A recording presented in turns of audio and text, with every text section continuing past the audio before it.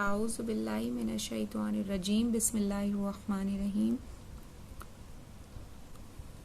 حضرت عبداللہ بن عمرو بن عاص رضی اللہ تعالی عنہما سے روایت ہے کہ رسول اللہ صلی اللہ علیہ وسلم نے ارشاد فرمایا، میرے حوض کی مسافت 1 مہینے کی ہے اور اس کے دونوں کونے بالکل برابر ہیں، یعنی اس کی لمبائی چوڑائی برابر ہے، اس کا پانی چاندی سے زیادہ سفید ہے اور اس کی خوشبو مشک سے بھی اچھی ہے، اور اس کے کوزے آسمان کے تاروں کی طرح بے شمار ہیں۔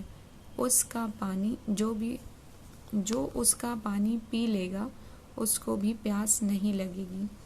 فائدہ: حوض کی مسافت مہینے کی ہے۔